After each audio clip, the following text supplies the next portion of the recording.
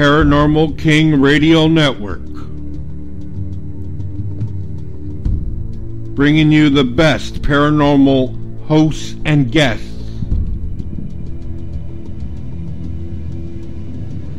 Bringing you the best paranormal shows and features. Playing the top musical artists from around the world.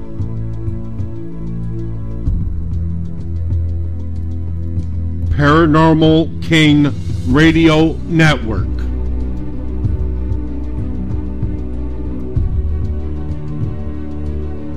With the best paranormal hosts and guests.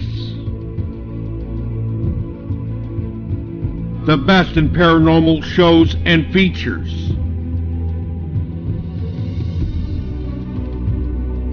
Playing the best musical artists from around the world. Paranormal King Radio Network. The paranormal will never be the same.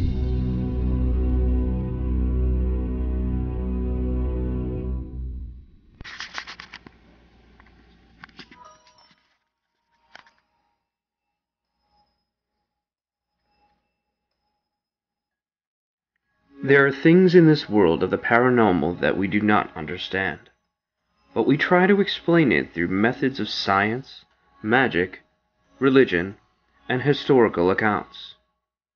What we present to you now is Haunted Salem's Beyond the Grave, where the dead educate the living.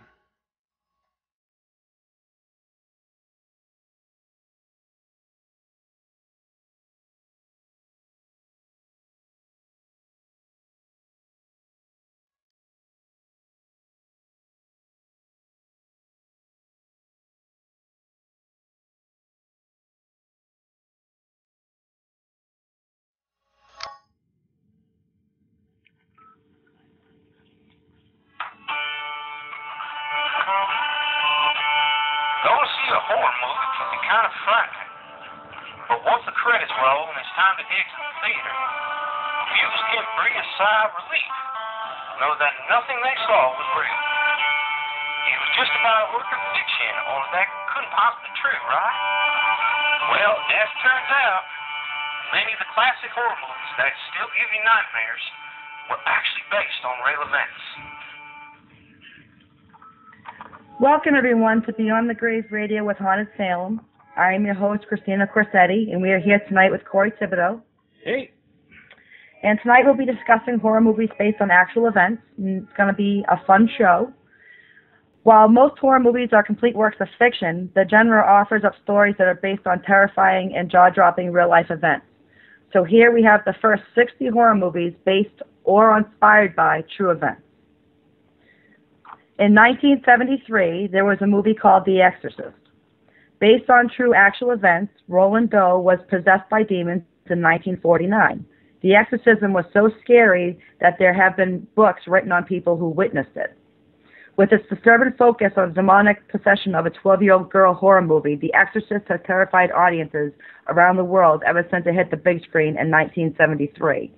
Yet few realize that the film was inspired by the true story of a month-long exorcism of a 14-year-old boy in Missouri in 1949.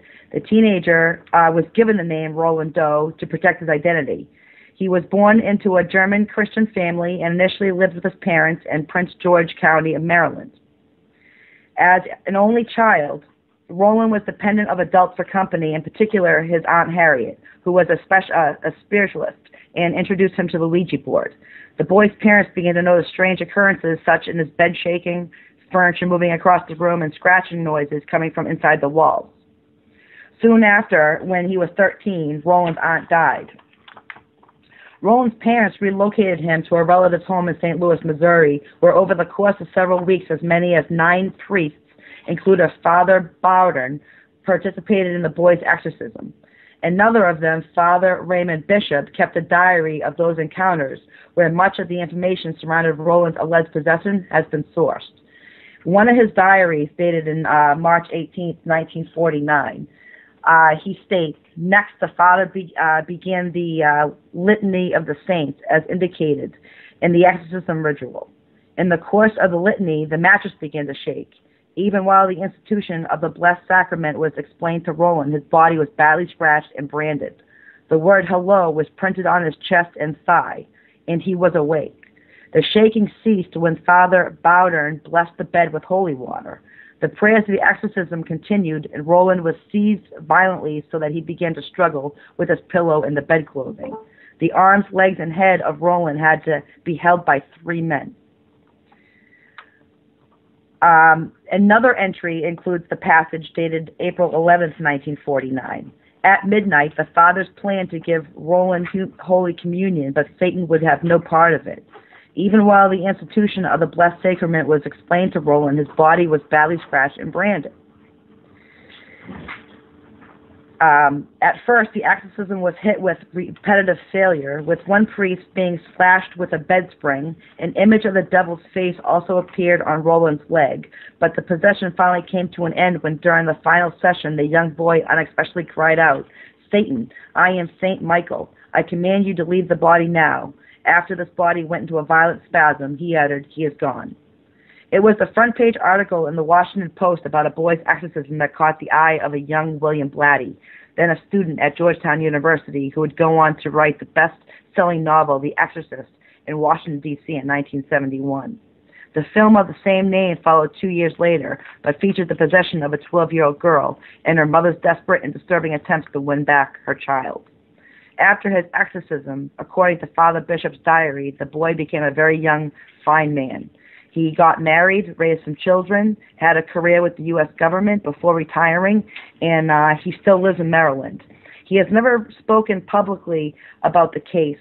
Analysts of Roland Doe's case in later years believe he likely suffered from a mental health issue, such as schizophrenia or Tourette's syndrome, that was far less understood in the 1940s.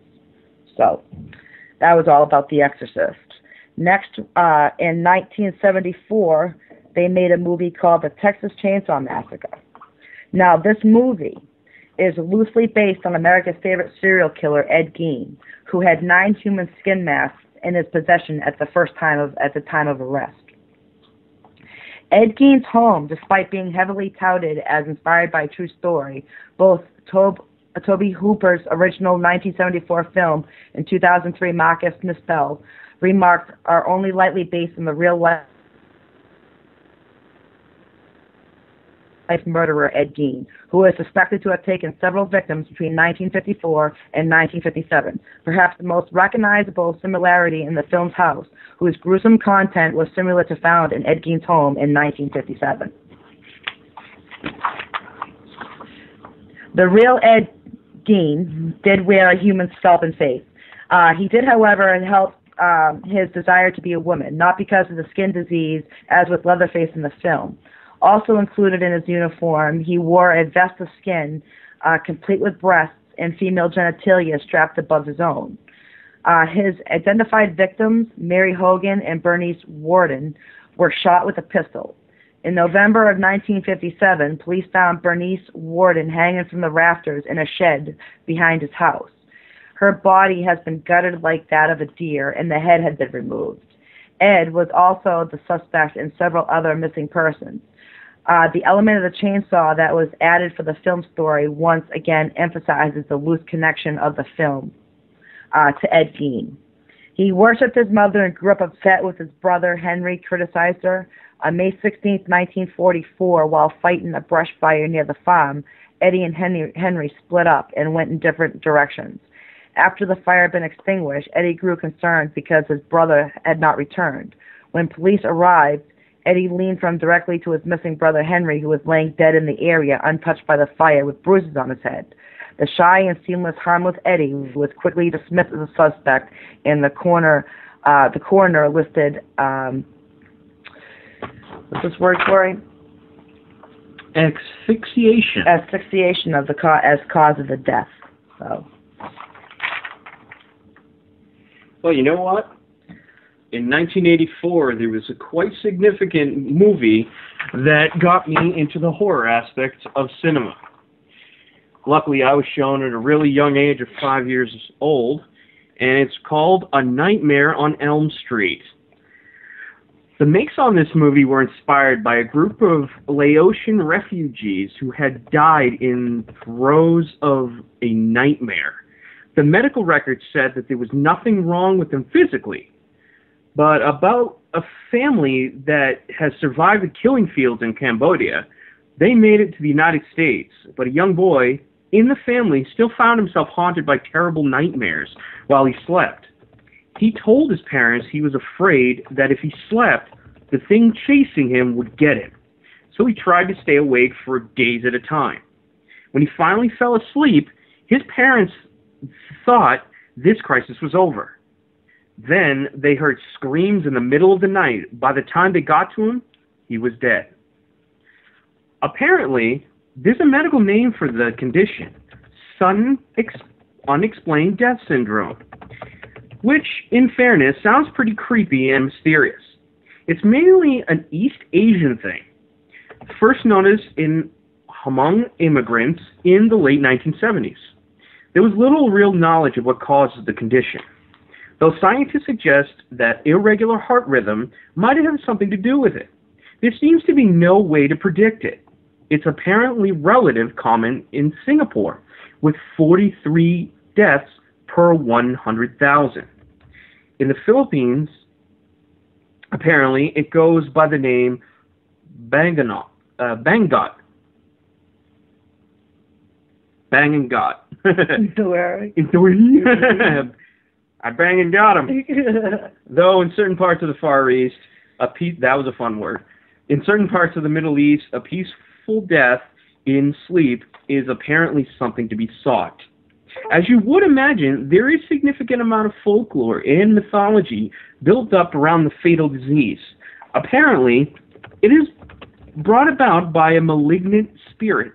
It's a vindictive and jealous woman who smothers young men in their sleep. Yikes. Back to the case at hand. Craven recalls reading about the reports in the Los Angeles Times about these children. Apparently they were terrified and afraid to go to sleep, afraid of something in their dreams. Eventually the parents of the children told their children to go to sleep. They never woke up. The story is given an all too tragic dimension by the fact that these were families fleeing the genocide of the Khmer Rouge regimes. Try to say that 3 times fast. All too famous for its atrocities, perhaps the children never completely escaped the hell in which they fled. It is possible that the stress could have triggered that irregular heartbeat. Still, it is freaky to read about so many children among the immigrants dying in the same manner. Well, we'll never know why. Wes Craven actually based Freddy Krueger's character off of a child experience that he had when he was living in a building and he saw this creepy guy dressed in a kind of a fedora hat and a long coat. And he never could understand why this guy looked like this. He was so eerily. Wes Craven would have nightmares about this guy, and it was a huge inspiration for him to get into the horror movie genre because it always fascinated him, the subject of fear. That's awesome. Now, if you think that's creepy, this next one is merely child's play.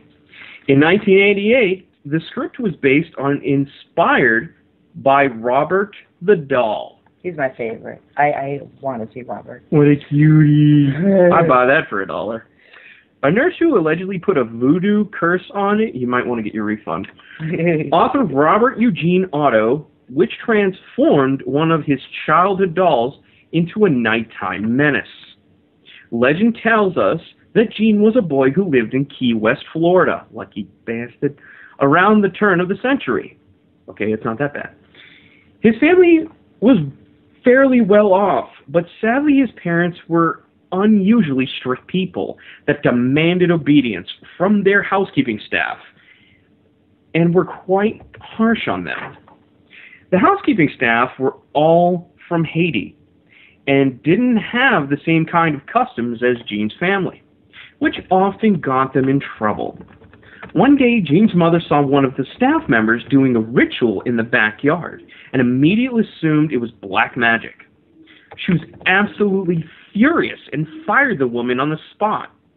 But yelling at her, humiliating her over and over for picture of the face of Robert, the haunted doll from Florida, doing the strange ritual. Well, the woman stood there without moving or saying a word as Jean's mother kept yelling. But as the triad went on and her eyes flickered in the evening light, everyone knew that the woman had no choice but to leave the house. But what they didn't know was that she would leave behind something to show her anger. Jean was ecstatic when he first saw the doll sitting in the corner of his room. It made to look almost exactly like him, except that it had deep, coal-colored eyes. He named the doll Robert, and soon was never seen without Robert at his side. At first, everyone in the house thought it was cute how the two seemed to be the best of friends, but then they started to notice unsettling things. Like when the two were alone together, strange conversations could be heard. Jean would talk in his normal voice, and then another, scarier voice would respond. Picture representing the bedroom of Artist's house in Key West haunted by the Robert doll. And at night, people would wake to the sound of light footsteps would start echoing through the old house, and if somebody was running from room to room. Then Jean started to scream in the middle of the night. His parents would run and find furniture knocked over, broken, and get furious at him. But he would only hide under the blankets and say, "Robert did it," over and over. That they may have not been convinced, his parents, but the housekeeping staff, on the other hand, was very freaked out, to say the least. One by one, they left their replacements, never seemed to last longer than a few months. During the day, the neighbors reported seeing a strange boy in the house while the family was out, and that the boy moved from window to window, peering down at them. The boy looked just like Robert. Despite all the terrifying incidents, Jean was never willing to get rid of Robert. And in fact, Jean became an adult. Robert seemed to have an eerily prominent place in his life. By this time, word had gotten around Key West about Robert the haunted doll, but Jean didn't seem to care. And when his parents died, he inherited the house and gave Robert a room of his own. Like Jean's parents, some people believed that it was Jean behind all the spooky events surrounding Robert the haunted doll, though no one could be sure. But after Jean died, some new people moved into the house, and the little girl living there found Robert in the attic and adopted him as her own. She carried him everywhere, and things seemed to be going along great until the girl let out a blood-curdling scream in the middle of the night. She told her parents what had happened. The doll had ran across the room and tried to kill her. These days, Robert the doll is kept in a glass case in a museum, but that hasn't stopped him from striking terror into people's hearts. Legend says that you can't take a picture of Robert unless you ask him politely and get permission. If he turns his head after you ask him, then it's okay to take his picture. But if you decide to take a picture without getting his permission, then a curse will fall on you. It may not happen right away, but when you get back home and have settled in, having completely forgotten about Robert, the haunted doll, or any kind of curse, you might just see something run across the window out of the corner of your eye. That's Robert, and he is not happy. Another housely horror is coming up for you. Yeah, well, as far as Robert goes, I guess like his face changes and stuff. It's really creepy. Yeah, he's been known to move all on his own. Yeah. Nobody has, to this date, actually try to physically touch the doll unless the staff members have been known to ask permission of the doll before touching it. Really? And if it does not move, nope, not moving it. So it gets kind of creepy. To this day, people are very paranoid When they come to about Robert the doll. King, this is number 5. All right. The Amityville Horror, 2005. They made this movie. It's based on true actual events that took place at 1975 at 112 Ocean Ave, the new house of Lutz family in Amityville. The Amityville Horror true story reveals that on the night of November 13th, 1974, 23-year-old Ronald Butch DeFeo Jr. shot his parents, 2 brothers, and 2 sisters with a .35 caliber Marlin rifle while they slept. Now, Ronald Joseph DeFeo Sr., 43, Louis DeFeo, 42, Don DeFeo, 18, Allison DeFeo, 13, Mark DeFeo, 12, and Jonathan DeFeo, 9. The Amityville Horror, let's see, as Ronald DeFeo Jr.'s defense lawyer, William Weber, was trying to establish an insanity plea, DeFeo testified that he heard voices that told him to murder his family. Assistant District Attorney Sullivan made sure that the insanity plea didn't hold up, eventually convincing all 12 jurors to deliver a guilty verdict. In 2002, primetime live interview that Ronald DeFeo Jr. gave from prison, he recanted his testimony, explaining that his parents were abusive and he committed the murders while drunk and high on heroin. Ronald DeFeo Jr. is at Greenhaven Correctional Facility in Beekman, New York. On November 25th, 1975, he was convicted of 6 counts of second-degree murder and is there serving a 6th consecutive life sentence he was given.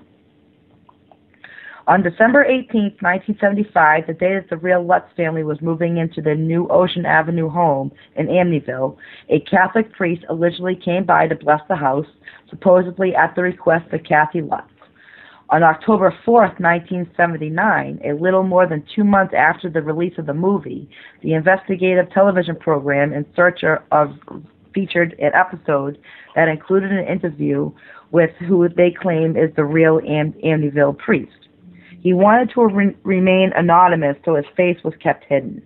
I was blessing the sewing room, said the priest. It was cold. It was really cold in there. I'm like, well, gee, this is particular because it was very lovely out that day. And it was winter, yes, but it didn't account for that kind of coldness. I was also sprinkling holy water, and I heard a rather deep voice behind me saying, get out. It seemed so directed to me that I was really quite startled. I felt a slap at one point on the face. I felt someone slap me, and there was nobody there. Unlike in the movie, the priest never mentioned encountering flies in the home.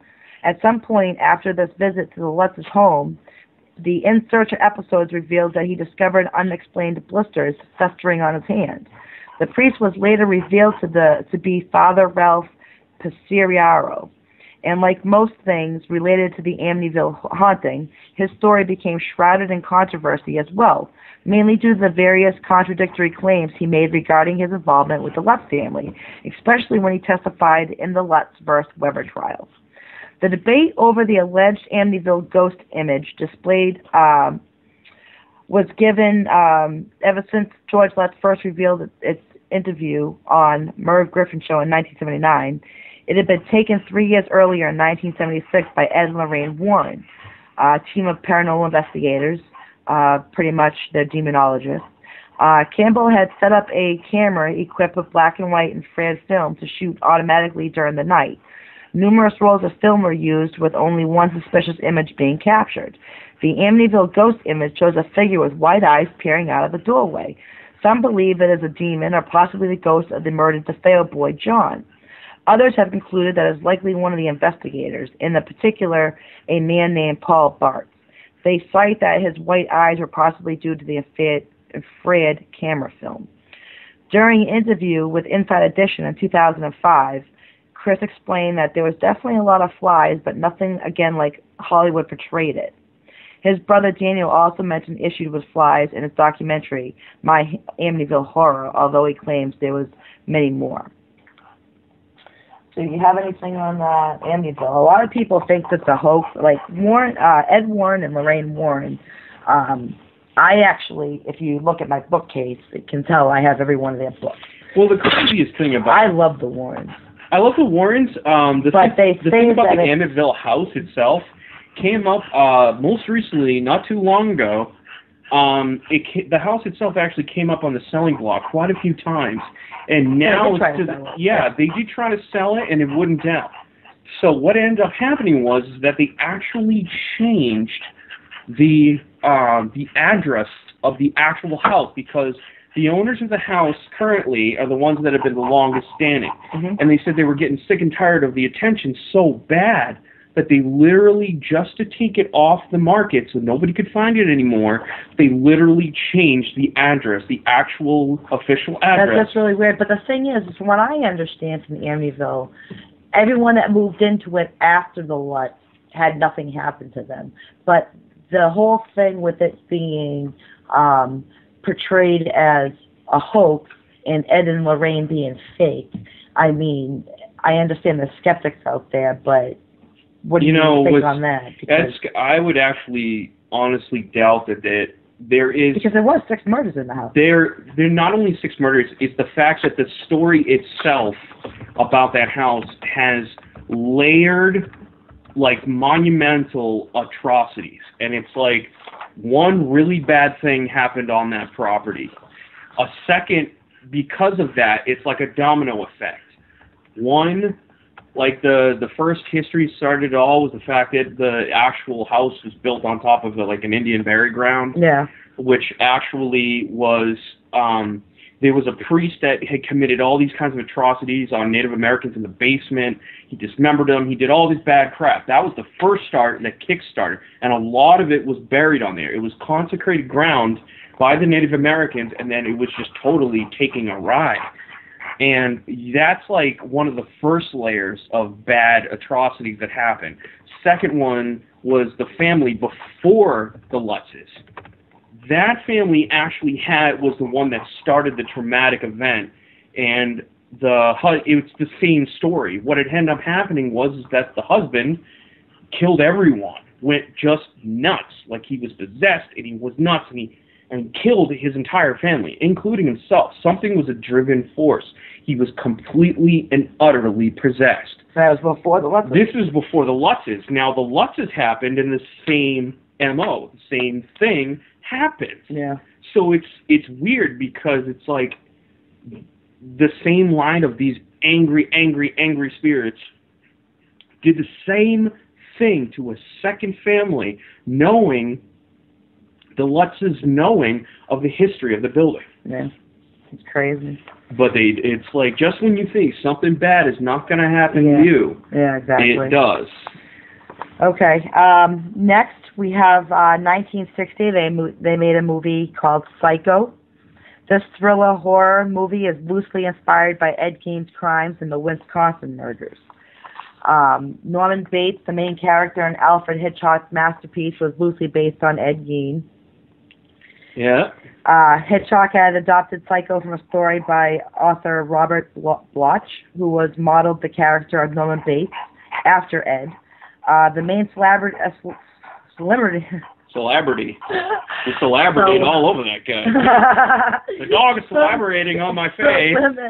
I still can't even say it. Similarities. Oh my God. Shoot me, please. Oh, okay. I'm not drunk. Include the Norman Bates, let's see, and Ed Gein. They both individuals attached to their mother, basically. Following his mother's death, Ed sealed off every room in the house to be preserved as shrines to Augusta.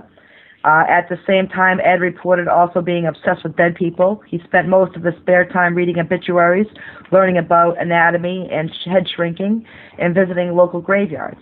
According to a 1957 local newspaper article, Ed later admitted he exhuming at least 9 bodies while in dazed-like state. Ed also reported being identified himself as a woman. According to the crime library Catherine Ramsland, he applied his knowledge of anatomy by skinning the faces from women he exhumed from graves and then using the skin as masks. According to reports, he didn't like the way the skin was exhumed, was prone to cracking, so he started looking for fresh meat. In 1957, decapitated corpses of Bernice Warden was discovered on Ed's property. Also found were a wastebasket made of human skin, bowls made from human skulls, and clothing made from human body parts. The victim's heart in the saucepan of the stove and a mask of human skin was identified as Mary Hogan, a missing woman. Now, I know we're talking about Psycho here, but it has to do with Ed. It's inspired by Ed, and it has to do with the mother, the attachment to the mother. I know in Psycho they didn't have like the skin like they did in Texas Chainsaw Massacre. Oh yeah, you know, because that was inspired by Ed as well. You know what I mean? Well, the thing about currently, if but you guys, Psycho is a little different. Psycho has to do with the mother part of Ed. It's really the mother's control over Norman Bates, and what she was a real huge driving force about her son taking these lives. Yeah.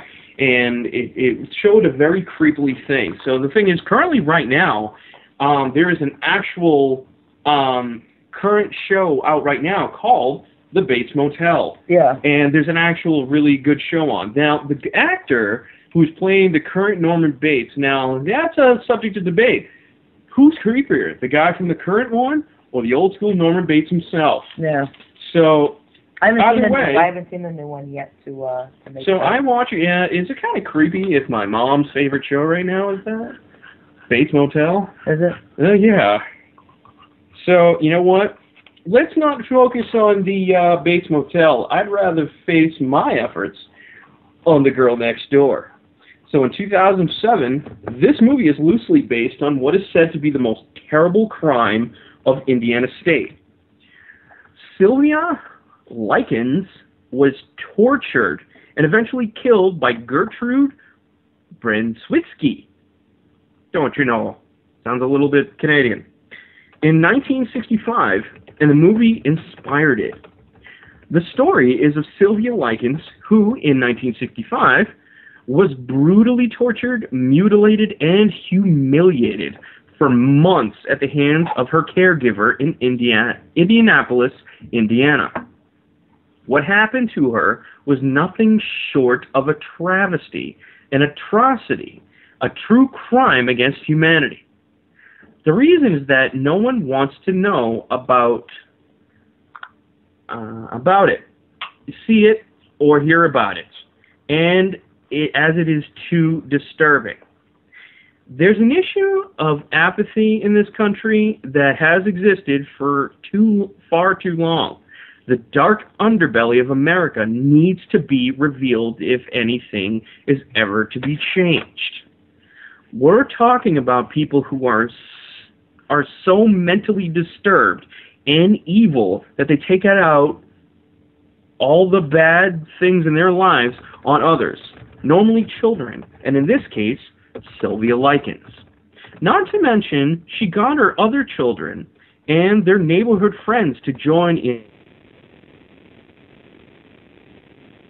in the fun. Sylvia was burned with cigarettes, pushed down the stairs, blasted with hoses, belts, and fists, had objects inserted into her body, deprived, and amongst all other crazy things, of food, deprived of bathroom facilities, and had the words, "I'm a prostitute and proud of it," and the number 3 into her stomach. She eventually died of shock, malnutrition, and brain hemorrhaging. Her caretaker, Gertrude Browinski, was found guilty of murder and received a life sentence, but she was released after 20 years. Her daughter was convicted of second-degree murder, and 3 neighborhood boys received a sentence of 18 months. This is one of the most hideous, disgusting cases in history, and her killer received 20 years, and the other perpetrators got a year and a half in a juvenile detention facility. The Girl Next Door featured the girls' torture and suffering prominently, but there is at least one difference. In real life, there was no David, No young boy who took pity on her and eventually stood up for her and felt guilty about it for the rest of his life. I know he was likely placed into the fictionalized story to make at least a happy ending, like some hope there is a happy ending, that there was someone who cared. But for poor Sylvia, no such person existed. However, this movie is shot beautifully and absolutely breaks your heart. Another difference is that the woman, Ruth, was her aunt. The real Sylvia was not under the care of a relative. An American Crime also portrays the Lycan story, but in a more crime drama way, as it focuses more on the case of and the real facts. This is probably my favorite role of Ellen Page, because she took it so seriously and did the story justice. It is absolutely respectful of the real life events and pulled no punches. These films may be hard to watch, but I feel it's more important to witness the brutality in human beings can inflict upon one another, and you learn from it. Now, let's jump all the way to 2013, The Conjuring. You guys saw this in theaters, and it came out on DVD not too long ago. Roughly 2 years. Based on true, actual events, Ed and Lorraine Warren are real-life paranormal investigators, demonologists, and who claim that this case was exceptionally hard for them to deal with. It concerns the Perron family haunting and the Annabelle doll. You guys seen the most recent movie about that too. But we'll get back to that at a later date. The real Perron family live in a farmhouse for approximately 10 years. Located in the small country town of Harrisville, Rhode Island, Roger Perron and his wife, Carolyn, purchased the home in the winter of 1970. The 200-acre property offered plenty of space for them to raise their, get this, 5 daughters. There goes those gray hairs. Andrea, Nancy, Christine, Cynthia, and April. Now, did you get all those names? Good, because you're going to need it at Thanksgiving. They moved out in June of 1980. But our research into the Conjuring true story reveals that the paranormal investigator Lorraine Warren acted as a consultant to director James Wan and the filmmakers. She even visited the Wilmington, North Carolina set on the lot of the EUE Screen Gem Studios. The film itself was mostly inspired by she and her late husband Ed Warren's case files and recordings dealing with the 1970s Perron family haunting. So the most haunting spirit in the movie is that of a suspected witch named Bathsheba Sherman. That's a fun name. In researching The Conjuring true story, we discovered that the suspected witch, Bathsheba Sherman, try to say that 3 times fast, Bathsheba Sherman, died as an old woman on May 25th, 1885, roughly 4 years after her husband Judson Sherman's death in 1881. Bathsheba lived to see her son Herbert. I wonder if he's on Family Guy. A farmer like his father. Marry his fiancée Anna in 1881. So, the family's connection to the spirit of Bathsheba Sherman came at the suggestion of paranormal investigators and Lorraine Warren.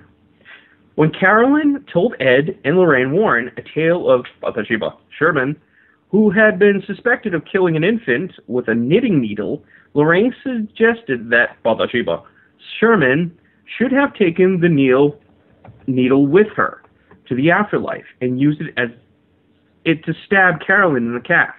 From that point on, Lorraine Warren referred to the demonic presence in the Perron house as Bathsheba. You know, I'm going to be saying that in my sleep.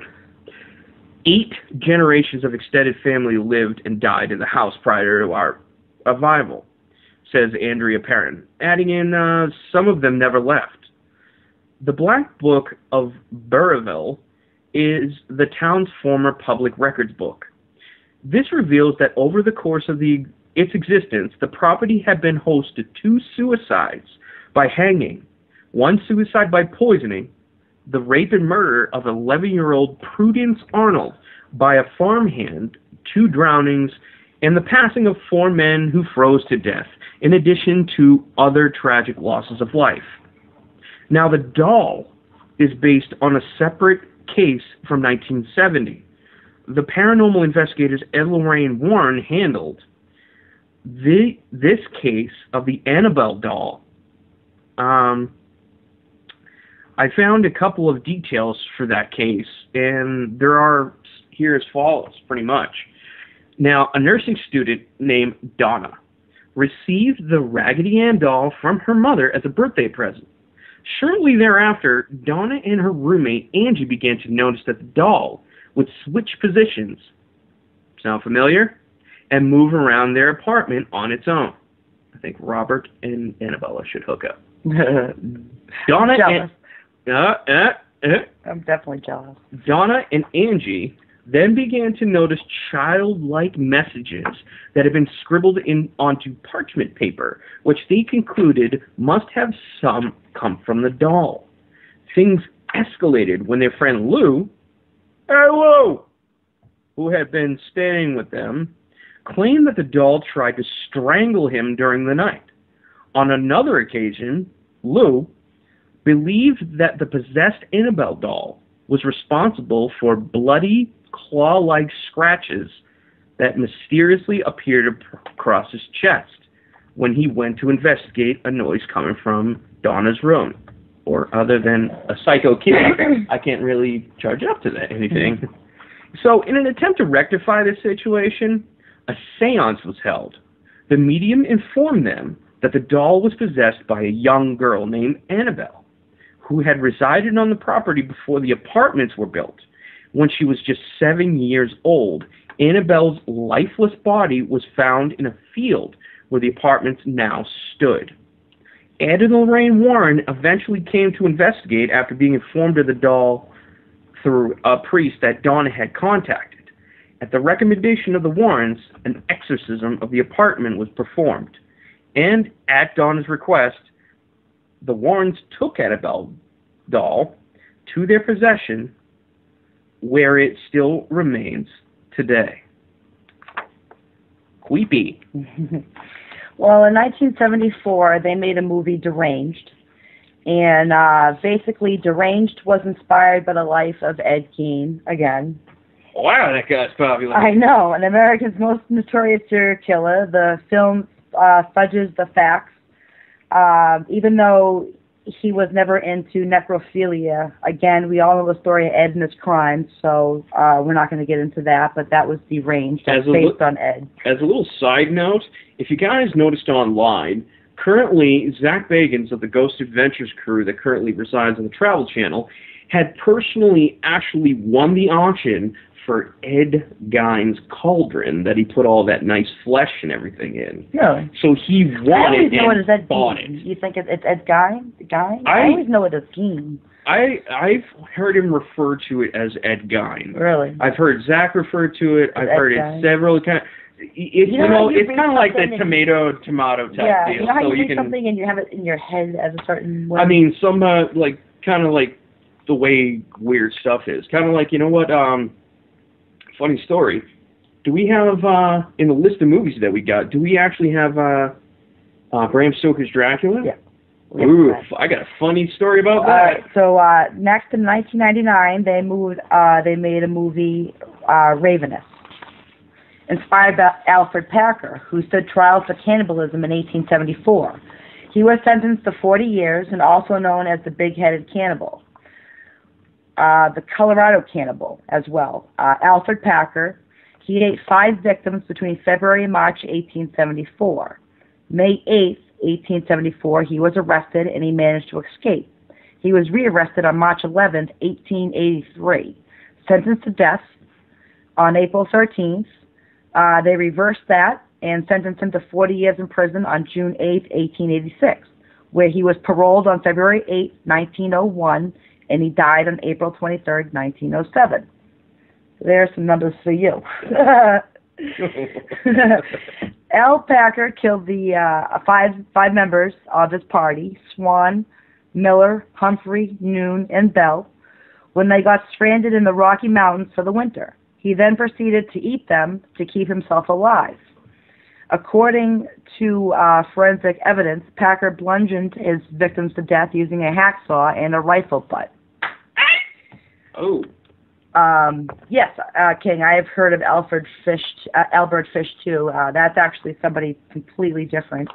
It is completely different, but the thing is that Albert Fish, but the thing was, the way they managed to make fun of him is the Albert the Fish. It was almost kind of like a nickname for the guy. Yeah. So they would say Albert the Fish all the time, and that doesn't help. He likes little boys too. I know that, and he makes them eat nails and stuff.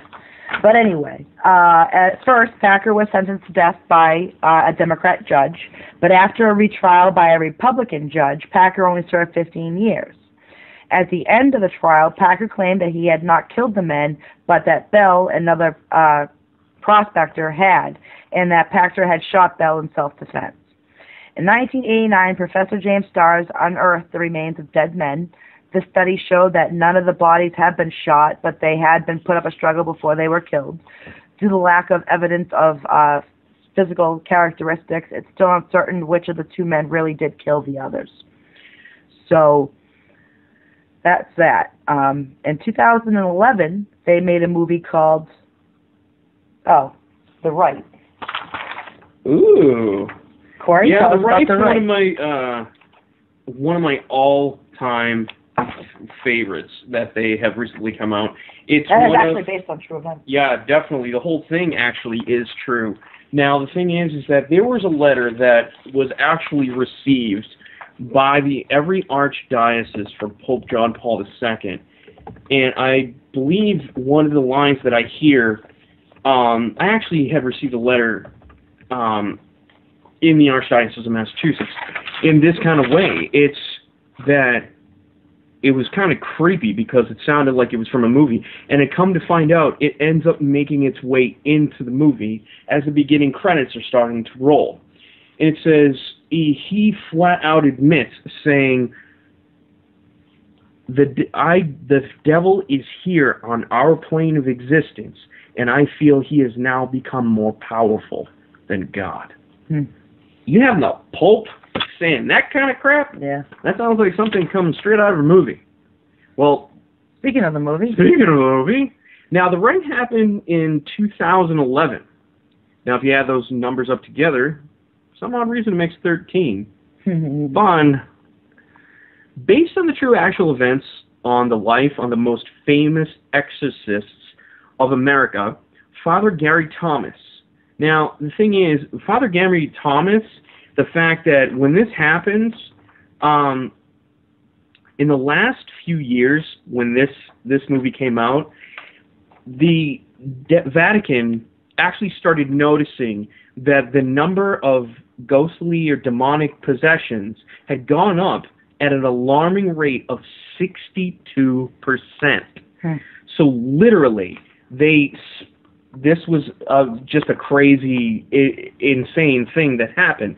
And the Vatican started noting this is becoming now an epidemic.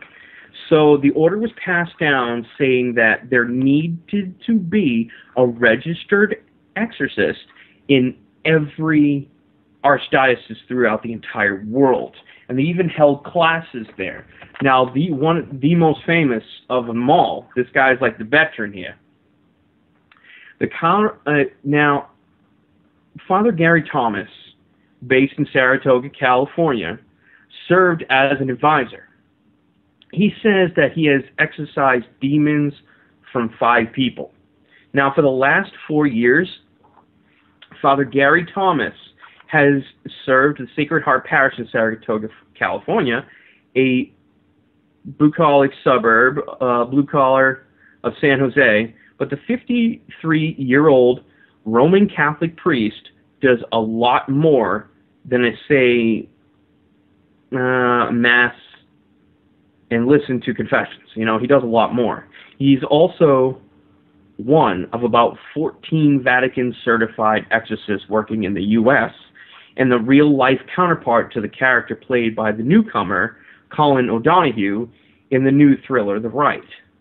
O'Donoghue plays Michael Kovac, a skeptical seminarian sent to Rome to become an exorcist who ends up hooking up with an eccentric Welsh priest, Father Lucas, who is played by Anthony Hopkins, yes, in which performs exorcisms. Kovac ultimately must perform an exorcism on his mentor when Satan takes possession of the elderly cleric after one of his subjects, a demonically possessed young woman who's carrying her own father's child, dies. Now, the thing is that what you notice in the movie, the demon identifies himself. See, history says that it was possessed by Satan, which is not actually, and that's not accurate. Although the demonic entity that they featured in the movie, which was really true, was called Baal, B-A-A-L. And it was always being seen as like represented by like a donkey, a demonic donkey. But that's a demon. But that's still a demon. Yeah, still a demon. Well, the thing is that Satan does not possess people. It's merely a demonic entity. Yeah. It's like, you know, the devil's not going to come up off his throne to like come up here and just use somebody as a meat puppet. Yeah. He's not going to just do that. So that's not how that works. So just as like in the case with the young woman in the film, Thomas says that 80% of the people who come to him have been physically or sexually abused. Every time he's called about a person who might be possessed, he asks what kind of help the individual already have received. If he agrees to a meeting, he sits with the person for an interview about how the demonic attachment began and asks questions about family history. A lot of times, it's mental health issues. So it is explainable by some of these different things. But if Thomas determines the person has a demonic attachment, he has a number of methods to free him or her before resorting to an exorcism. You never try that first, Thomas says. You use other means of protection, sacraments, prayer, the Eucharist. What you want the person to do is say the demon is not welcome. It is not wanted, so go away. The person cooperates by staying close to God through prayer, through the sacraments. The best way to agitate a demon, Thomas says, is to pray over the subject, the person's face. He explains will begin to distort as the demon manifests itself, something that the filmmakers utilize to sequence in The Rite. So the eyes turn black and all this kind of crazy stuff happens. Now, the way they depict it is this guy, this cleric himself, has done over 2,000 exorcists. Now, you could actually find the guy that had ended up, these two, one is actually still alive today. It's his apprentice, the guy who trained under Anthony Hopkins' character. He actually currently resides in the United States right now, towards, I think, Chicago, Illinois. Now, we go from Chicago, Illinois, all the way to a haunting in Connecticut. So, jump back a few years to 2009. This movie is actually based on true actual events that happened to Al and Carmen Snedeker, who had their house over a funeral parlor. This thing, believe it or not, their house used to be a funeral parlor. So, in 1986 is when the time setting is, Carmen and Al Snedeker moved to the town of Salem, Connecticut, with the purpose of being close to the hospital at which their oldest son was being treated for Hodgkin's lymphoma. Having fallen on hard financial times, the family jumped at the chance to rent what appeared to be the perfect house. It was large enough for their family, which included 3 children and a cousin, and the rent was in their affordable price range. It was while they were moving in that Al made a startling discovery. In the basement was a peculiar room that was complete with embalming tables and tools. The house, as it turns out, used to be a funeral home. Moreover, the basement, which was sectioned into several rooms, was the only room deemed large enough to serve as the two boys' bedrooms. Kind of creepy.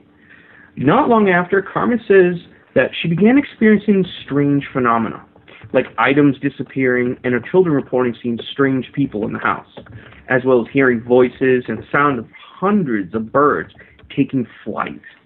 Her oldest, who was at the time in the middle of radiation treatment, began to exhibit radical personality shifts, becoming withdrawn and angry.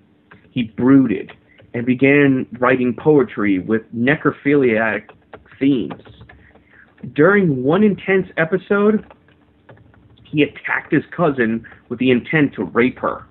His family had him arrested and taken for an evaluation, where he was pronounced schizophrenic. He was removed from the house and seemed to be in better until returning. Other phenomena that were reported by the Snedekers included the repeated and brutal rape of both Carmen and her niece, as well as the acts of sodomy being performed on her husband.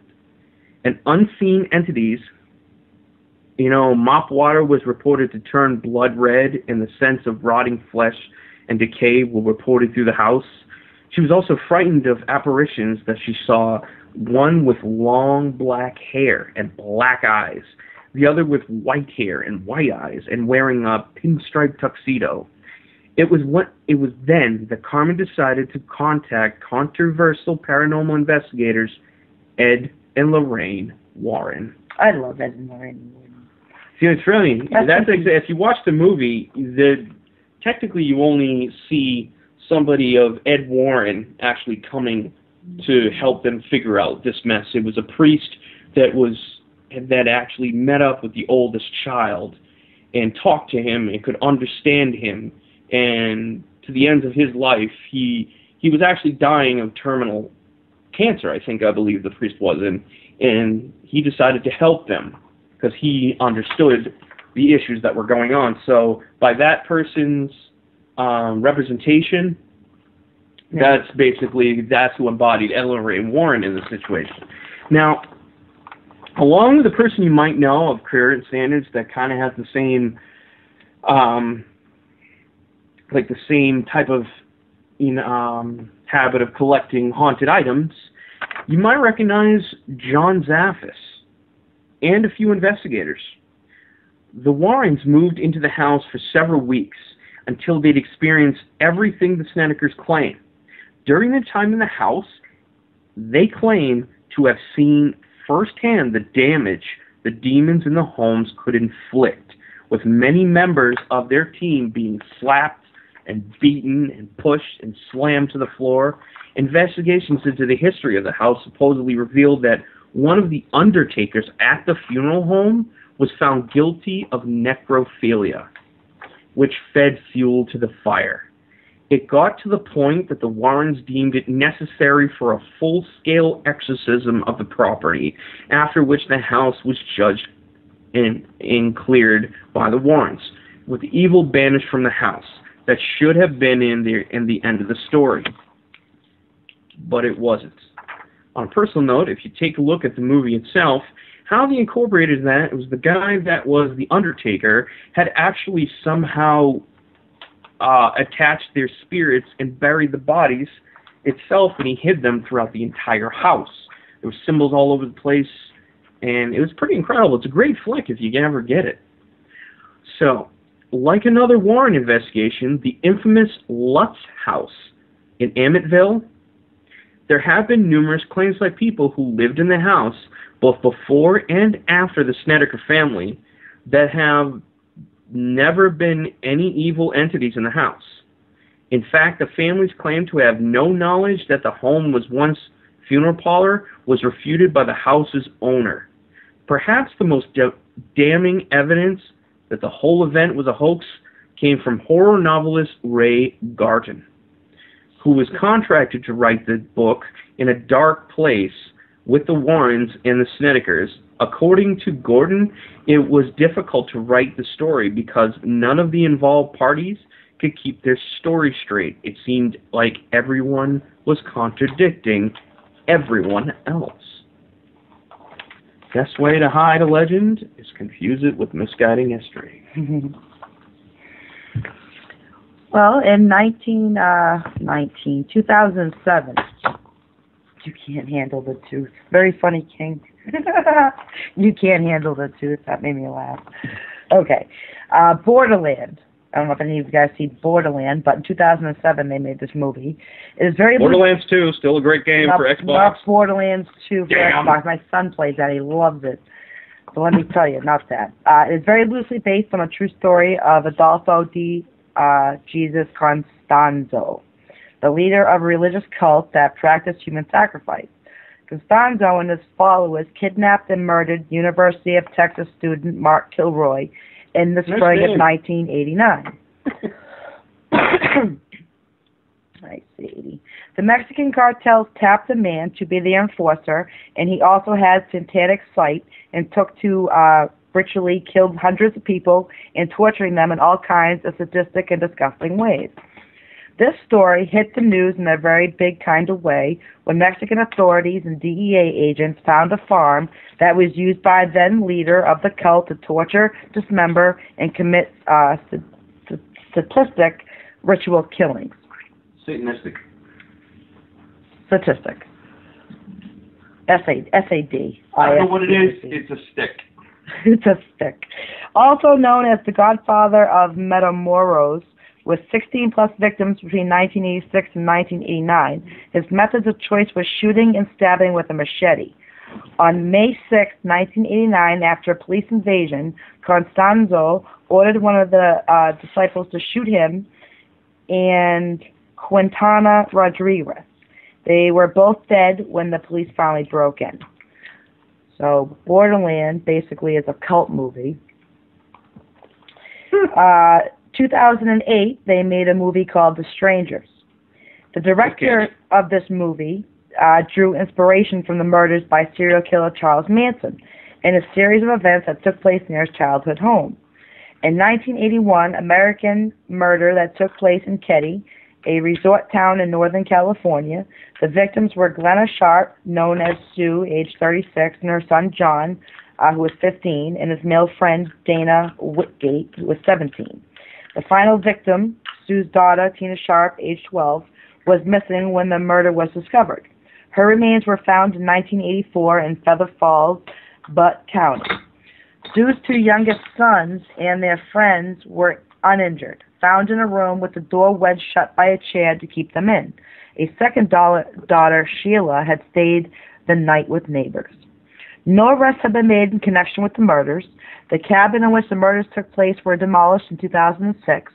The following morning, Glenna's 14-year-old daughter, Sheila, who spent the night with a friend at a neighboring cabin, found the dead bodies of her mother, brother, and brother's friend lying in the front living room. All had been bound with electrical wire and duct tape and were beaten, stabbed beyond recognition. Tina Sharp was nowhere to be seen. The salvage nature of the crime was undeniable. The walls were covered with knife cuts and the furniture had been destroyed. That's kind of weird. A sheriff patrol commander, Rod DeCrona, who arrived to the scene, remarked that there was blood sprayed absolutely everywhere.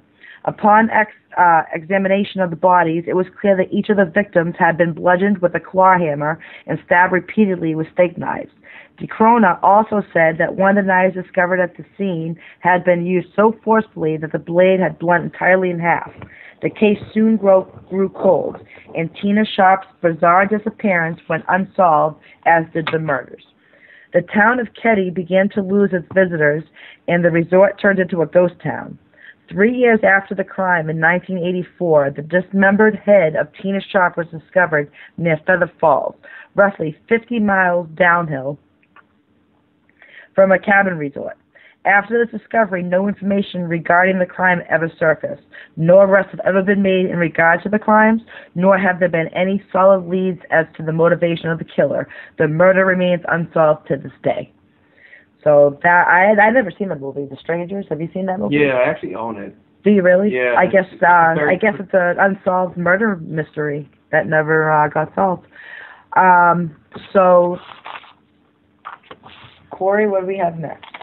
There was a really cool movie that was a little laid back. It's all the way throws us back to 1982.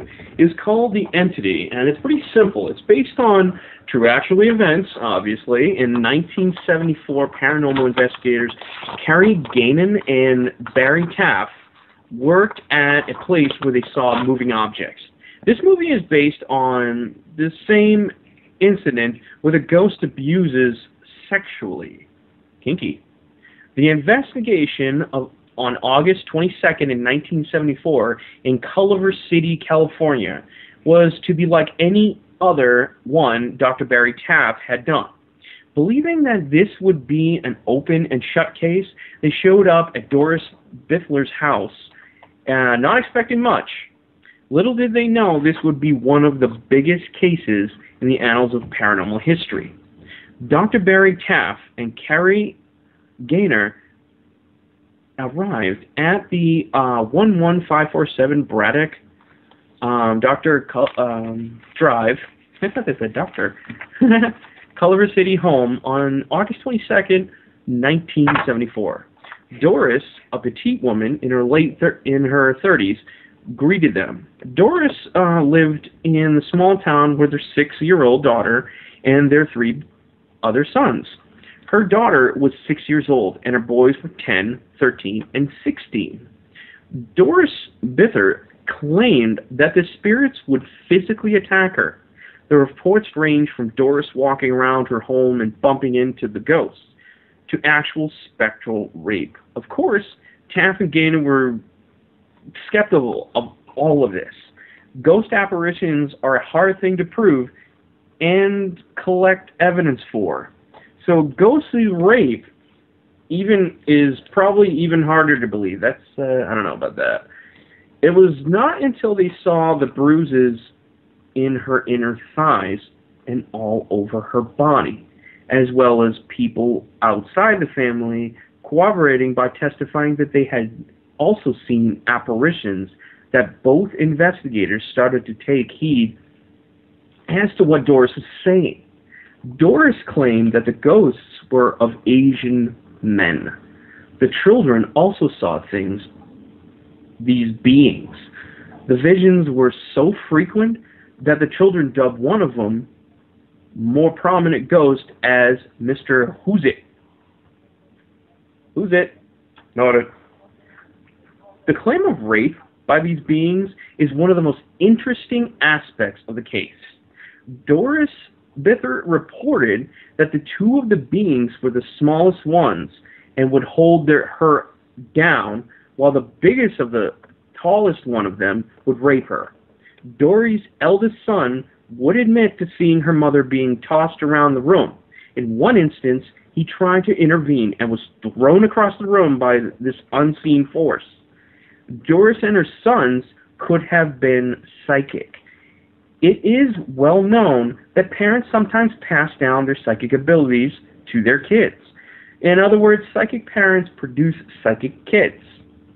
If the parent was psychic and the kids were psychic, this tumultuous relationship in the home could have been produced a staggering amount of psychic kinetic energy.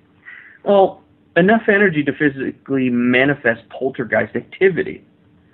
So after Doris left her Culver City home, the phenomenon was ceased to exist in the house. Future residents of the house have not reported anything out of the ordinary. So the house remains to this day ghost-free and is in great condition. No one can really say for sure what could have been going on with the family in that small Culver City house.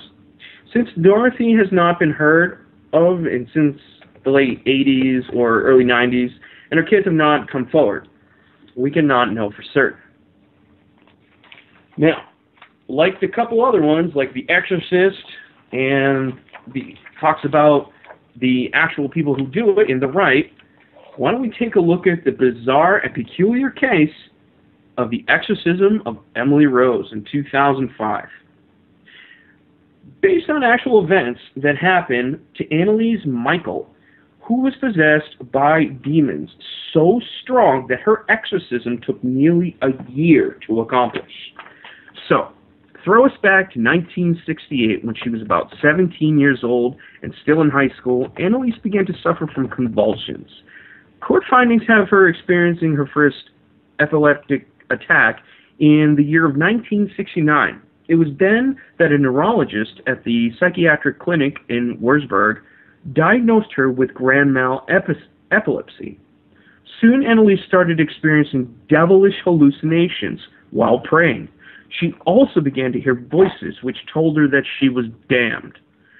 The court determined that by the year 1973, Annalise was suffering from depression and considering suicide.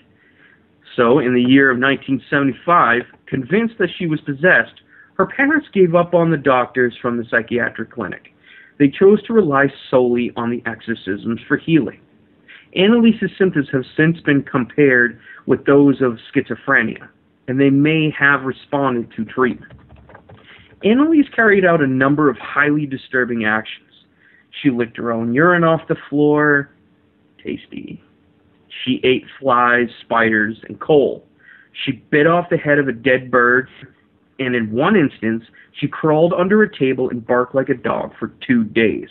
She could often be heard screaming through the walls for hours, tearing off her clothes, urinating on the floor, and this became a regular occurrence. Annalise endured 67 rites of exorcism over a period of 10 months. Over time, the ligaments in her knees ruptured due to the 600 genuflections that she performed excessively during each exorcism session.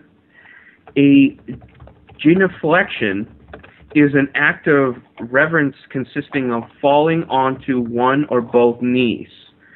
On June 30th, 1976, during her last rite of exorcism before her death, too weak and emaciated to perform the genuflections on her own, Annalise's parents stood and helped carry her through the motions. Around Easter time of the year that she died, Annalise began to refuse food and drink. Her convulsions returned with a greater ferocity. No doctors were called. She forced herself to fast because she believed that it would rid her of Satan's influence. At the time of her death, she weighed only 68 pounds. Prior to her death, she had spoke of dying to atone for the sins of the wayward youth and apostate priests of the modern church. According to an autopsy done on July 1st, 1976, Annalise Michael succumbed to the effects of severe dehydration and malnourishment. At the time of her death, she was also suffering from pneumonia and a high fever. She was buried right next to her illegitimate sister, Martha, at the outer edges of the cemetery. This area is normally reserved for illegitimate children and suicides. Weak and on the verge of death, she spoke her last known words on the day before she died. She told her exorcist, "Beg for absolution." To her mother, Anna, she said, "Mother, I'm afraid." It's a sad story because, she went through a lot. Yeah. Annalise Michael. She says she's afraid because she's going straight downstairs. Yeah. She's not going to heaven because they've got her. So on February 25th, 1978, almost 2 years after her death, the deceased body of Annalise Michael was dug up and moved to a new oak coffin lined with tin. Her parents' desire to move her from the cheap coffin in which she was buried was allegedly used as an excuse to exhume her body. Instead, they were acting on a message received from Carmelite nun from the district of Allgäu in southern Bavaria. The nun had told the parents that she had a vision that their daughter's body was still intact. Official reports state that the body showed consistent deterioration. Photos of the exhumed body were never released, and Annalise's parents were prohibited from witnessing the exhumation. From a distance, they could, however, see her grave from the bedroom of their home, where their mother still lives today. Now, from The Exorcist of Emily Rose to The Possession in 2012. This movie, based on true actual events, it's based on the real haunted, Dybbuk box? How do you pronounce that? Dybbuk, D-Y-B-U-K-K. The Dybbuk box. Dybbuk? Yeah. Dybbuk is thy life. That's a fun name. The Dybbuk box. Dybbuk. Yeah. Dybbuk. Whoever bought the box faces consequences. Numerous owners of the box reported strange things happening to them. The Possession follows a young girl who buys an antique box at a yard sale, one that houses a malicious ancient spirit called a Dybbuk, an evil spirit from Jewish lore. Her family teams up with his ex-wife to find a way to rid the curse that has taken over their child. Dybbuk box. That's Dybbuk? what it's called. Is it Dybbuk box? Yeah, D-Y-B-U-K-K? D-Y-B-U-K-K. That's what we're talking about. The Dybbuk box. All right, Dybbuk. We'll call it Dybbuk. The true story is actually quite interesting, and like most of them, hard to believe. When you go to a garage sale and you buy something from a complete stranger, you can never really know exactly the history of it, and that's why the stranger is trying to get rid of it. It is my mid-2000s when the story of the famous Dybbuk box first surfaced. It started with an odd listing on eBay for an old wine box that had started bid at $1. In the box, there was locks of hair, a couple of pennies, a wine cup, a slab of granite that had been engraved, and a dried flower. 50 bids later, the wine box ended up selling for almost $300. Not bad for a strange box on eBay. The original buyer, Kevin Manis, says that the box was purchased at the estate sale of a 103-year-old Holocaust survivor. The granddaughter who managed the estate remembered that her grandmother was terrified of the box and would insist that our family never, ever open the box. But when the buyer had offered the box to her, she immediately refused it. Before the buyer could even get home to with the box, Manis received a nervous and frantic call from one of his employees at the furniture shop that he owned. The employee claimed that someone was in the shop destroying the place. When Manis finally arrived, he found his store completely broken glass, light bulbs were everywhere, but he never found the mysterious stranger. That same day, his employee quit and never returned. Manis soon cleaned up the box and gave it to his mother for her birthday, and within minutes of receiving the box, she had a stroke and lost the ability to speak forever. Much later, she was able to point the letter spelling out hate gift, of course. Manis doesn't put two and two together and attempts to gift the box to many of his friends and family members. All who take the box return it to him within days of taking it. Some of them said that the doors wouldn't stay closed and would open on themselves. Others smelled a strange mixture of jasmine and cat urine while owning the box. When Manis sold it to a couple, they eventually left it on his doorstep 2 days later with a note that says, "This has a bad darkness." Now, that Manis just couldn't get rid of the box, he started to have terrifying recurring nightmares about his friends turning into a demon and beating him to a pulp. He claims to have wakened from these nightmares with bruises all over his body. All of the family members who have taken possession of this box suffered from the exact same nightmare. If that wasn't bad enough, on Friday the 13th, Manis found all 10 fish in his aquarium had died. Coincidence? Well, he sold the box on eBay for $140 to a college student, Losov Netsky, who also claimed to have similar bad luck. Netsky claimed that in the 7 months that he has possession of the box, he and his roommates fell victims to many injuries like broken fingers, bronchitis, swollen red eyes, and insomnia. Also, their house became plagued with decaying dead mice, and their electronics would die daily. The worst came over Netsky when the healthy 20-year-old started losing his hair. Currently, the box is in the hands of a university museum by the name of Jason Haxton and Still College of Osteopathic Medicine Museum in Kirksville, Missouri, who has experienced some of the same illnesses and has also smelled the odd mixture of jasmine and cat urine like many of the other owners. The reason Haxton is still interested in the box is because of its religious background. There are Hebrew etchings all over the box, and it is believed to contain a jabak, which is a malevolent, misplaced Jewish spirit. It is said that a soul that has been unable to fill its function during its lifetime is given another opportunity to do so in this dibak form. Skipping to 2014, Deliver Us from Evil. Deliver Us from Evil is actually based on true actual events from a book called Beware the Night, which is based on non-fiction events. The real Ralph Sarchi was a member of the New York City Police Department for approximately 20 years from the early 1980s to the 1990s. He retired in 2004 as a sergeant, spending a portion of his time in the 46th Precinct in the Bronx. He has a reputation for being one of the most violent neighborhoods in all of New York City. Following his retirement, he began devoting himself to demonology cases full-time. In 2001, St. Martin's Press published his book, Beware the Night, co-written by Lisa Collier Cool, which chronicles his experiences as a demonologist and an NYPD cop.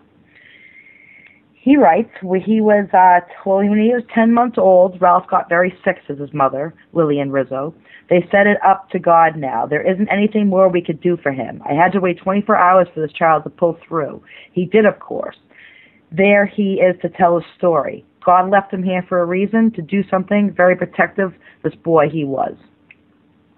The Father Mendoza character in the Deliver Us from Evil movie was based on two real individuals, Bishop Robert McKenna and Father McKaylee Martin, who were both members to Ralph Sarchi. Hey. Bishop Ralph McKenna is a well-known He's well-known, and in Connecticut, he's a well-known bishop and exorcist who was previously featured in the 20th Century Fox made-for-TV movie The Haunted, which dealt with the Smurl haunting. Father McKelly Martin, a former Irish Catholic priest and author, was best known for writing the terrifying book in 1976, Hostage to the Devil. Now, I actually own this book, and let me tell you, it's a great read, and I definitely recommend it. It's called Hostage to the Devil. Amen, as Grunge puts it. It's by McKelly Martin. We just put a chair down in the living room and had her sit in it, said Sarchi in 1992 case. We had all the restraints. The particular person was about 90 pounds. The battle went on for quite some time. This was a tough one. This is what we considered a genuine case of possession. McKenna was present to perform the exorcism while Sarchi helped to restrain the possessed female subject. Despite being an altar boy growing up, Ralph says that he was never particularly a devout kid. However, in 1990, he found himself gravitating more toward religion after his marriage to his wife Jennifer and the first-born Christina. In 1990 was also the year he picked a copy of Satan's Harvest, a book about a case of demonic possession that was investigated by Ed and Lorraine Warren. Now let me tell you, I had this book too. Satan's Harvest, okay? I could not put this book down. There was just something about it that keeps your interest and leaves you suspense, and you just want to keep reading it. So it's definitely one to have in your bookshelves. It's called The Satan's Harvest. I definitely recommend that one. Following his initial conversation with Lorraine, Ralph Sarchi attended seminars given by the Warrens, visited the Warrens' Connecticut home, and even helped the Warrens with various cases. With Ed and Lorraine Warren's blessing, Ralph and Joe founded the New York City chapter of the New England Society for Psychic Research, the organization that was originally founded by the Warrens. There you go with the Warrens. Okay, enough of this Warren Beatty or Lorraine crap. Well, let's see. Where are we right now? I can't believe it's 11:30, and we're only on. Well, we only got 2 more to go. We're only on 20, can, King. You know what? Let's. Hey, come on. We got 2 more before. Oh, before a break? All right. Yeah, we got 2 more. We can do it. Break. Let's go. Let's see. You guys still want to go 2 more, right? Yeah. Where is Sarchi? I need a guest. Yeah, I know, right? I'd buy the guy coffee or a beer or whatever. All right, let's do 2 more, and then we'll do our break. Eric Bana also played Sarchi in the movie Deliver Us from Evil. So our next on the chopping block is called Eaten Alive. This gets a little bit gory. This was back in 1980. It's based on the actual events of Joe Ball, a man who killed around 20 women and watched the alligators feed on them. Something straight out of a like Indiana Jones movie. Jeez. So, Eaten Alive tells the story of a murderous hotelier named Judd, played by Neville Brand, who has a thing for feeding his victims to his favorite pets. Austin, basically, it's an alligator. So, the beast in question, mostly glimpsed as a snarling black shape thrashing about in a fetid pool, is whispered by residents of the film's small town to be a Nile crocodile, with all the entailing echoes of old African magic and ancient exotic horrors. It would be wrong to describe Eaten Alive as a great film, or even as a really good film. It lacks the eerie power of Chainsaw Massacre, although, like Cooper's earlier work, it does feature actress Marilyn Burns and her undeniable talent for screaming. The film wasn't actually even filmed in Texas at all, but was made in a California studio, and its budget restraints are clear to see. So soon after Brown's disappearance, reports emerged that the saloon owner had left a strange-smelling barrel behind a neighbor's barn. Investigating authorities alerted to the disappearance of some of the women in Ball's life, decided to bring him in for questioning. Ball told sheriff's deputies that came to arrest him that he had a final request. He wanted to close down his bar and have one last drink. And after they agreed, he walked to his cash register, pulled out a gun, and shot himself in the heart. After Ball's death, the bar owner's handyman, Clifford Wheeler, confessed to helping his employer murder Goddard and Brown and dispose of their bodies. He had led the authorities to Brown's decomposing remains buried near the region's San Antonio River. He also revealed that Goddard had been murdered the previous year. After confessing to Ball that she was pregnant, her body was later rediscovered too. The one-armed wife, Goodwin, however, turned up alive and well. She had apparently walked out on her husband and had been living in San Diego. Crucially, no direct evidence that anyone had actually been fed to alligators ever came to light. There was an investigation of the reptile pool, but no grisly discoveries. Ball was also the only ever conclusively linked to the two murders. Various dubious eyewitness accounts from people claiming to have seen him throw a human meat to the alligators later emerged, but were never sustained or substantiated. The true story behind the Tobe Hooper's film might be all but fiction, but in bringing Joe Ball to life, Eaten Alive arguably gives audiences exactly what they secretly wanted. So, from a little bit of crazy stuff down below, there's fire in the sky. So, in 1993, based on true actual events of Travis Walton, who alleges that aliens captured him in 1975. And this movie revolves around what happened to him. You'll see a couple of noted actors within that movie, like Robert Patrick. You'll remember him. He was the T-1000 unit in the Terminator 2 Judgment Day. And he's been in quite a few number of shows as of recent. So one of the most prolific abduction cases in the history of ufology, UFO-ology, which happened more than 35 years ago, was that of Travis Walton. His disappearance caused a whirlwind of news reports, controversy, and skepticism. For his entire adult life, Walton has been carrying this emotional burden, and the telling of his story has been, for the most part, a solo journey. Recently, at the 2012 International UFO Conference, two eyewitnesses, John Gillette and Steve Pierce, came forward to speak with Walton about the incident. Hearing their stories has educated Walton about what Gillette and Pierce experienced during his abduction. And since then, he has also connected with others who have shared similar stories. Making these connections and his own process of maturity has allowed Walton to re-examine his beliefs surrounding the incident. So recently, Walton sat down with open minds, and during the interview, it was apparent he had a certain newfound confidence. Whether it was the result of Walter being joined by a fellow workman and sharing their stories, or just through the maturity process, it is evident that Walter has become much more comfortable in his own skin. All right. So, lastly, one can only speculate how someone is personally affected after an experience like this. The truth as to why this happened to the Waltons will probably never be known for sure, but he continues to press on and uses his new conviction surrounding the incident to broaden his philosophy on life and society. All right. Well, we're going to take a break. So we're going to take that now, and we'll get back.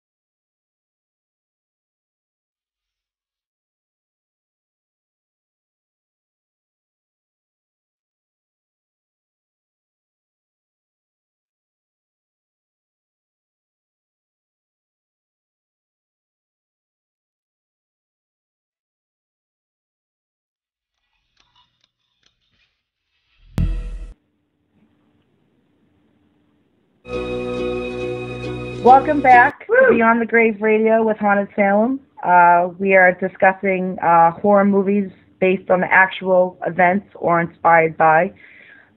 Next on our list from 2007, we have The Curse of the Zodiac. This was based on true actual events of a serial killer called the Zodiac. 5 killed, 2 injured, 37 claimed between 1968 and 1969. The Zodiac Killer was a serial killer who operated in Northern California in the late 1960s. His identity remains unknown. The Zodiac Killer coined his name in a series of taunting letters he sent to the press. His letters included 4 cryptograms, 3 of which have yet to be solved. The Zodiac murdered 5 known victims between December 1968 and October 1969. 4 men and 3 women between the ages of 16 and 29 were targeted. Numerous suspects have been named by law enforcement and investigators, but no conclusive evidence has surfaced. In 2004, San Francisco Police Department marked the case inactive, but reopened it sometime before 2007. The case also remains open in the city of Vallejo, as well as in Napa and Solano counties. The California Department of Justice also has maintained an open case file on the Zodiac murders since 1969. In August of 2008, a Sacramento man claimed he had discovered evidence that pointed to his deceased stepfather for being the Zodiac killer, named Jack Terrence. A black hood, a knife encrusted with blood, writing samples, and rolls of photo film were collected by the FBI. The FBI has not said when it was released the results of its tests. To date, those tests have neither concluded nor ruled out the suspect as a Zodiac killer, and the FBI continues to collect more evidence to build a DNA profile. So when this movie actually came out, it was pretty intense for what it was, and this is actually one of my first personal favorites, is because I did actually, between me and my younger brother, we did a lot of information search on the Curse of the Zodiac Killer. Now, the thing is that this movie actually did star some really great actors. It had RDJ, Robert Downey Jr., Tony Stark, Iron Man himself, and also, which was cool, is Robert Graysmith, which actually wrote the book itself. He was actually the cartoonist during that time, and he was helping Paul Avery, which was played by RDJ himself. What it ends up happening is when they did this movie and researched it, like Robert Graysmith, everything, they actually found more evidence. Oh, wow. And then they Robert Graysmith actually re-released the book with the added information that they found during the making of the movie called Zodiac Unmasked. Oh, wow. Thinking they actually found the actual guy that did it. And a lot of the facts came... hey, Tom from Wisconsin. He said hi to you. Yeah, I said. Hi, Tom. So what ends up happening is that during this, after the whole investigation was over, oh yeah, by the way, another nod to the Avengers. Who else was in the movie but Mark Ruffalo, who ends up playing the Hulk. That's kind of funny how those two Avenger guys are in the same movie. So this is not the first time, because Robert Downey Jr. and Mark Ruffalo have been great friends for many a year. So with that, you got more information that kept popping up throughout the actual movie. So I definitely recommend it. It's very cryptic. Yeah, it says that the movie has a lot of cryptic messages and codes to decode. You know what was very weird, though, is because this guy that they eyeballed, it made perfect sense. That 1 year, the letter stopped, and they actually stopped for a course of 4 years. They stopped, and then out of nowhere, the Sunday Times, the San Francisco Times, they received another letter. Oh, yeah. So it's kind of funny, is because this guy did a prison term for that X amount of time. And wow. There was a lot of... Oh, wow. Now, how come they haven't started? The thing is that they technically did. A lot of the evidence that they actually collected during the reinvestigation of this believed to point to this one guy. And everything about the Zodiac Killer that they had surmised fit this one guy into a T.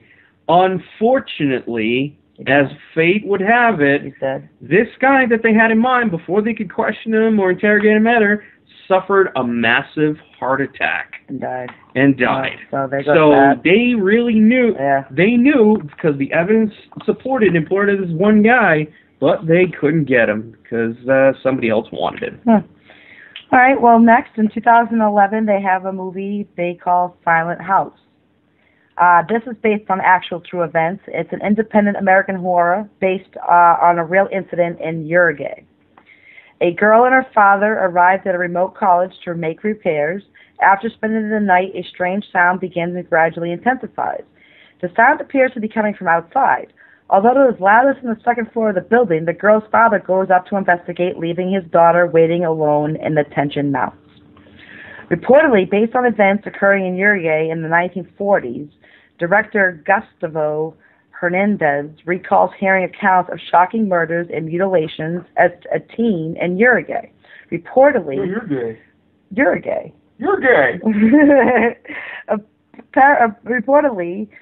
Polaroid photographs of the victims were in circulation but never actually seen.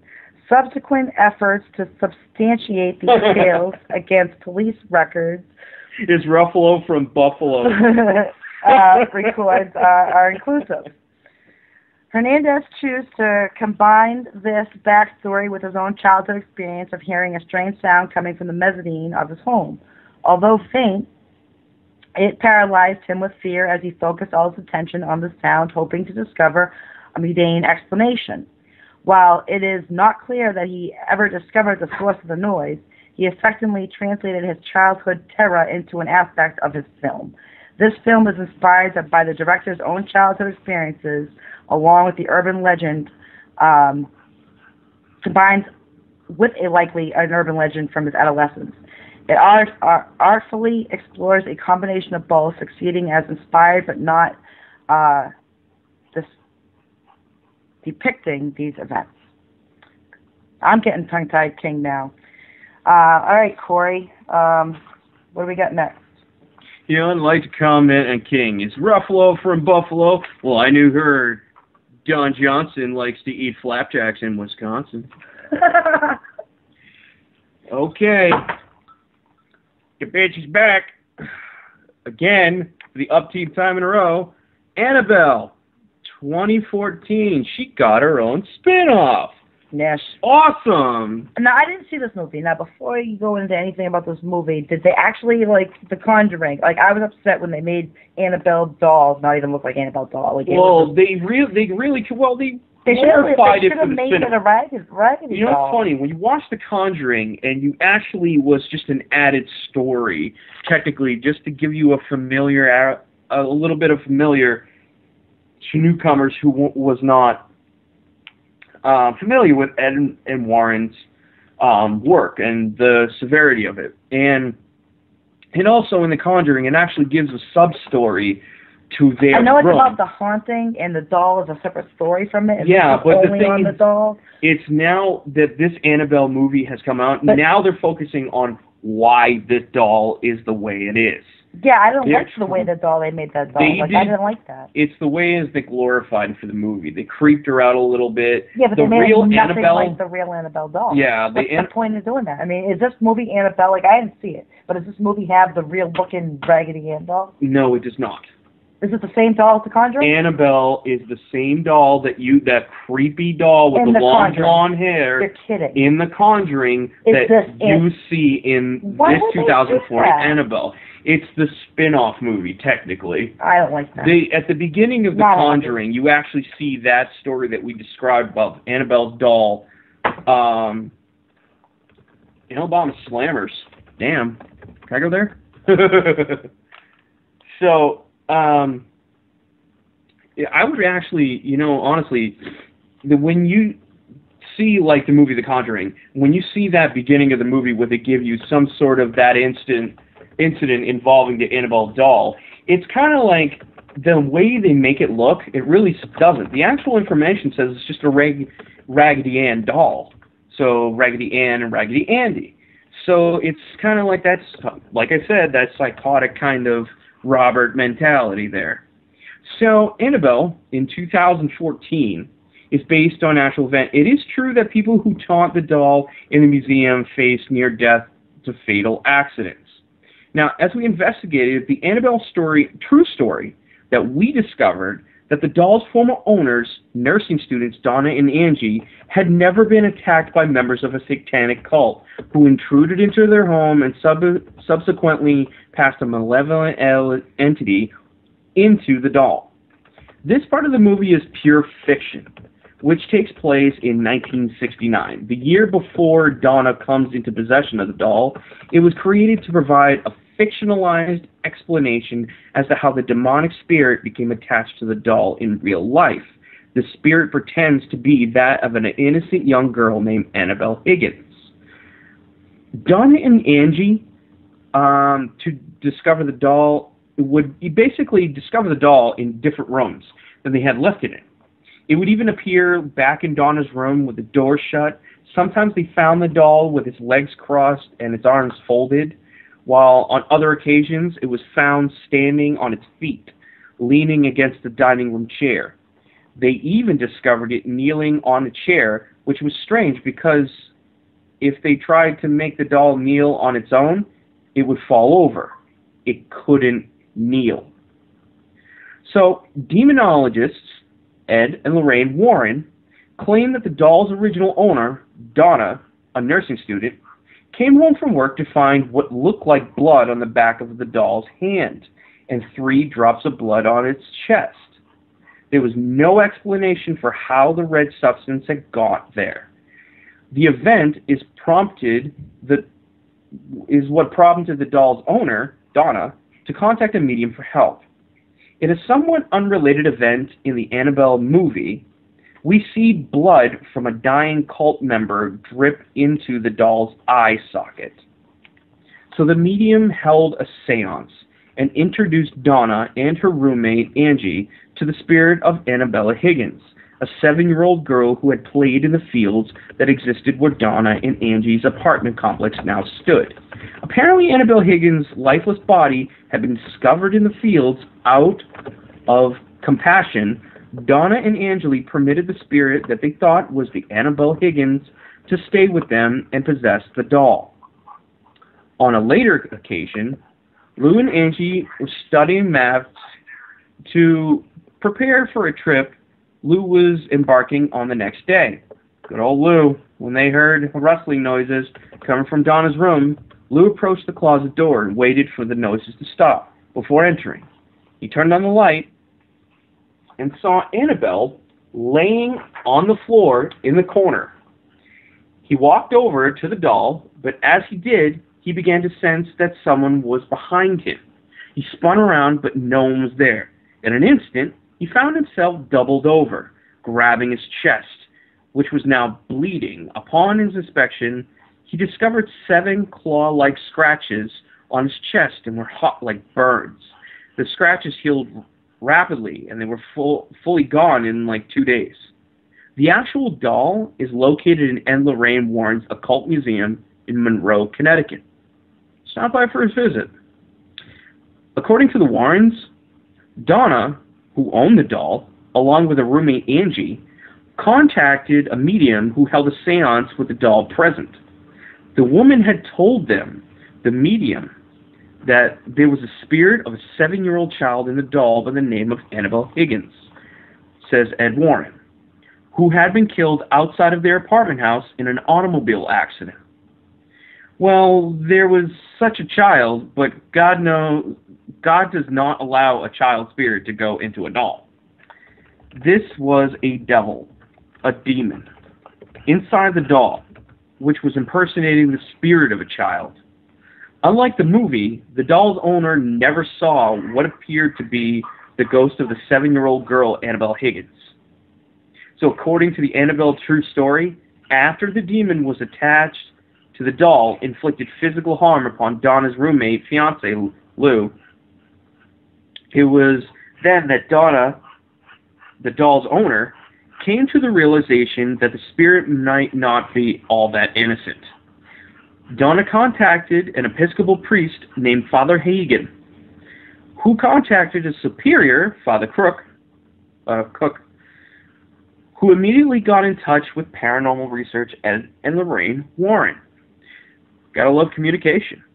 The Warrens convinced Father Cook to perform an exorcism on the apartment in order to cleanse the home. He also bathed the individuals who were there and focused most of the blessings there as well. At Donna's request, the Warrens took the Raggedy Ann doll with them, and then they departed. It has been in their possession ever since. Now, the story about Ed and Lorraine Warren's little cabinet room where they have most of their macabre items that have been possessed. Now, it's quite a place. Now, the doll itself, very creepy. It's not at all like, it's just your basic regular Raggedy Ann doll.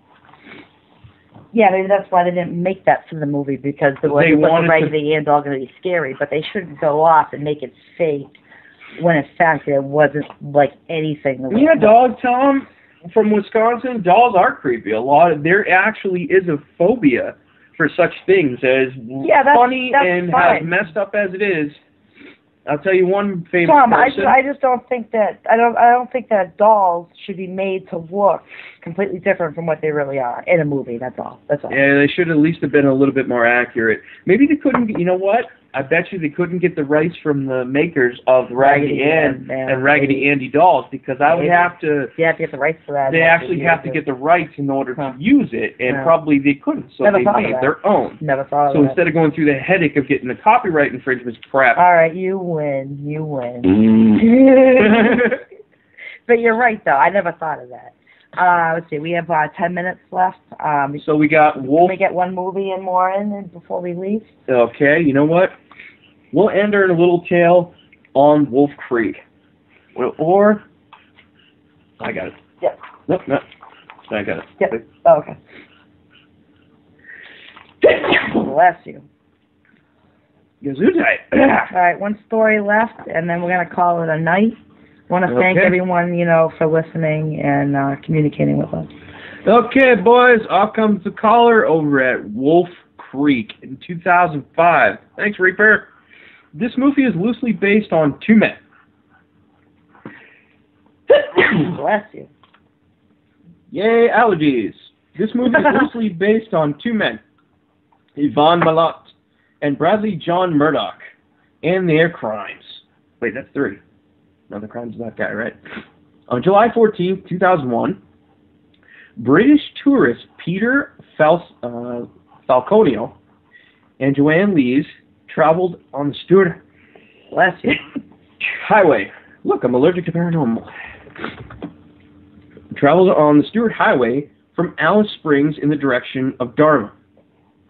It was nighttime, roughly halfway between Alice Springs and Tennant Creek, just outside of Barrow Creek. A mechanic called Bradley John Murdoch managed to make them pull over and told them that the sparks were coming out of their exhaust of their van. Peter went to the back of the van with Murdoch to have a look, and Joanne was asked to rev the engine.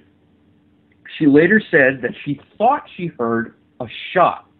Then Murdoch, holding a gun, came to her window. He bound her hands and dragged her into his four-wheel drive. Then he disappeared for a while. It is assumed that he dealt with Peter's body during that time. That's when Joanne managed to escape. She hid in the bush as Murdoch was searching for her with his dog.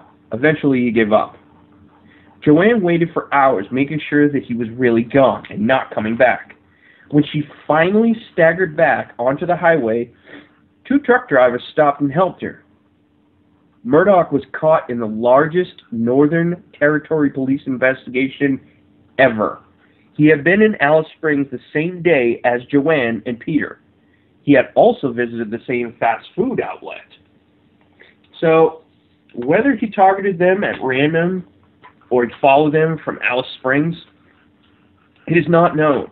He claims he wasn't even near Barrow Creek, and he had taken the Tanami Road instead. So many questions still remain. There's no weapon or body that was found. The motive is unclear, too, but speculations revolved around paranoia and aggression induced by his heavy amphetamine use. Murdoch is a self-confessed drifter, drug runner, and regularly reported large amounts of cannabis between Alice Springs and Broome in Western Australia. Road trip! Gotta go find that. His lawyers couldn't explain how his DNA had ended up on the makeshift handcuffs that Joanne was tied up with. If he'd been nowhere near her, after a 2-month trial, he was found guilty. And in December 2005, the verdict by the jury was unanimous. Murdoch will serve at least 28 years of a life sentence. Unless his appeal is successful. Oh well. So that's about pretty much it for tonight. Yeah. Basically, we got through 24 out of 60 in 2 hours. Wow, that's like throwing a rock in a tank. All right, well, I want to thank, you, Ross, as well as Paranormal King Radio Network. Grunge, Reaper, Tom. Who else was there? Rachel. And, oh yeah, my Sadie. Can you hear her? She's over here panting. She's been panting for 2 hours. She's waiting to get on the couch. My baby girl. I want to thank everyone in chat. I want to thank everyone listening. What we're going to do is we're going to continue the rest of them for next week. So I will change the event and we'll continue this. Thank you very much. We will continue this next week and continue on our list. Make sure to check out all of our websites if you have any questions. Yeah. Check out the mysteriesofhauntedsalem.com. That is us. It has all of our emails and all of our links to our different sites of Haunted Salem and mine, The Dark Evangelist. We're always posting all the time, and we can always be contacted anytime. And also, we do run the SPOT investigation company, which stands for Strategic Paranormal Operations Team. So if you love always and all of this stuff that you're hearing on here, and you want to get active in our team, and you love ghost hunting and tech, drop us a line. We're always looking for new people. The more the better. And trust me, you won't regret it. And we're always ready to... We're already jumping on, and plus we got a lot of people jumping on board with us. Yes. So you're going to hear about some really cool stuff around the local Salem, Massachusetts areas, between Beverly, Lynn, Mass, all the way to the Beantown itself in Boston.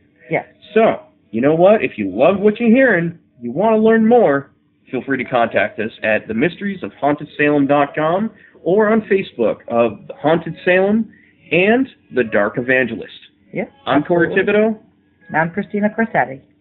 Have a pleasant evening. Good night.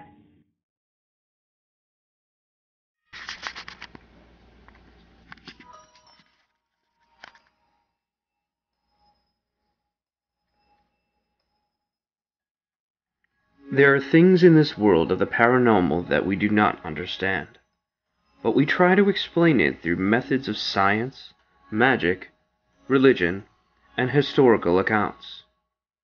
What we present to you now is Haunted Salem's Beyond the Grave, where the dead educate the living.